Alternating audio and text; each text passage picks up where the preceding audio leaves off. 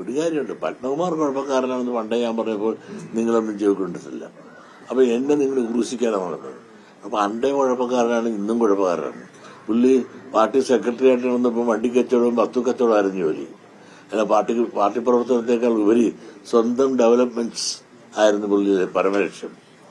ആ പരമലക്ഷ്യത്തിൽ നിന്ന് അല്പം തകരാറ് വന്നപ്പോൾ അങ്ങനെ MLA ആക്കി, DCC സെക്രട്ടറി ആക്കി, ഇതെല്ലാം ആക്കിയിട്ട് പോലും അസംതൃപ്തനായിക്കൊണ്ട് പലപ്പോഴും പാർട്ടി കിട്ട് തന്നെ കുത്തിയിട്ടില്ലേ അദ്ദേഹം.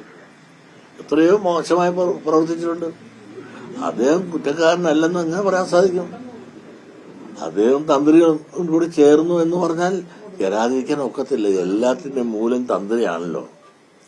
തന്ത്രിയും വീഴും. ഇത് യഥാർത്ഥ അന്വേഷണത്തേക്ക് പോയി കഴിഞ്ഞാൽ തന്ത്രി അറിയാതെ ഒരു കാര്യമോട് നടക്കാറില്ലല്ലോ. ഏതിനും തന്ത്രിയുടെ അനുവാദം വേണമല്ലോ. അല്ലെങ്കിൽ തന്ത്രിക്ക് ദക്ഷിണ വെക്കാതെ ആർക്കെങ്കിലും വല്ല കാര്യം ചെയ്യാനൊക്കുമോ? ഇതൊക്കെ ഒരു സാമൂഹിക സത്യങ്ങളല്ലേ.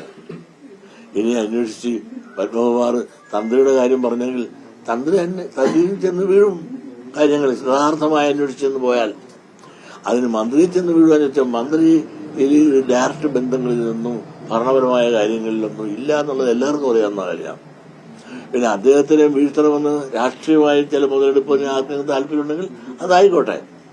തന്ത്രി ഇതിനകത്തോട് വലിച്ചയക്കുന്നത് ശരിക്കും പറഞ്ഞാല് ഈ കേസിന്റെ ഒരു മൊത്തത്തെ ആ മെരിറ്റിനെ ബാധിക്കാൻ വേണ്ടിയാണെന്ന് പറയുന്നത്. തന്ത്രി ഉണ്ടെന്നൊക്കെ പറഞ്ഞാൽ ഈ കേസ് അങ്ങ് തള്ളിപ്പോകുന്ന രീതിയിലേക്കുള്ള പ്രചരണമൊക്കെ നടക്കുന്നുണ്ട്. അതെങ്ങനെയാണ്? തന്ത്രി ഉണ്ടെങ്കിൽ തന്ത്രി യഥാർത്ഥ തന്ത്രിയുടെ പങ്കിനെ പറ്റി കണ്ടെടുത്ത് തെളിവുകൊണ്ടണം. നിങ്ങൾക്കറിയാലോ, ശബരിമല എന്ത് നടക്കണമെങ്കിൽ തന്ത്രിയുടെ അനുവാദം വേണം. തന്ത്രിയുടെ അനുവാദം വേണമെന്നെങ്കിൽ അവർക്ക് തന്ത്രിക്ക് ദക്ഷിണ കൊടുക്കണം. തന്ത്രിക്ക് കൊടുത്ത ദക്ഷിണ പോലീസുകാർക്ക് കൊടുത്ത പടി ഞാൻ മേടിച്ച എന്താണ്? ഞാനല്ല, കോഴ. രാഷ്ട്രീയക്കാരൻ മേടിച്ചാൽ സംഭാവന. അതാണ്. അപ്പൊ തന്ത്രി എന്താണ് മേടിച്ചതെന്ന് നിങ്ങൾക്കറിയാം. തന്ത്രിയുടെ അനുവാദം ഇല്ലാതെയും തന്ത്രിക്കാരുള്ള പാരിതോഷികളൊക്കെ കൊടുത്തിട്ടുണ്ടെന്നൊക്കെ സ്വാഭാവികമായിട്ട് അതിന്റെ ഒരു കീഴ്വഴക്കമുണ്ട്. അപ്പൊ ശബരിമലയിൽ ഒന്നും നടക്കണമെങ്കിൽ അല്ലെ നടക്കുന്ന കാര്യങ്ങളിൽ തന്ത്രിക്ക് ഒന്നും അറിയാൻ പാടില്ല എന്ന് ആരെങ്കിലും പറഞ്ഞാൽ അത് ശരിയായിരിക്കില്ല. അദ്ദേഹത്തിന് എല്ലാം അറിയാനൊക്കും.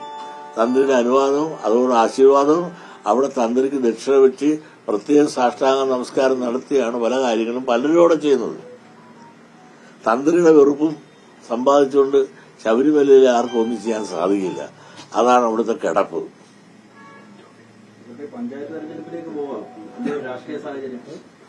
ഈ പഞ്ചായത്ത് തെരഞ്ഞെടുപ്പ് നിങ്ങൾ കണക്കൂട്ടണ്ടപ്പാ. പഞ്ചായത്ത് തെരഞ്ഞെടുപ്പ് രാഷ്ട്രീയമായിട്ട് യാതൊരു ബന്ധമില്ല. പഞ്ചായത്ത് തെരഞ്ഞെടുപ്പിൽ വ്യക്തിപരമായ സ്വാധീനമാണ്.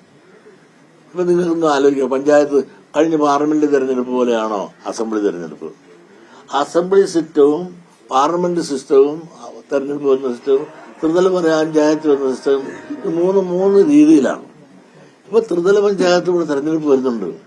വളരെ ശക്തമായ മത്സരം നടക്കുന്നുണ്ട്.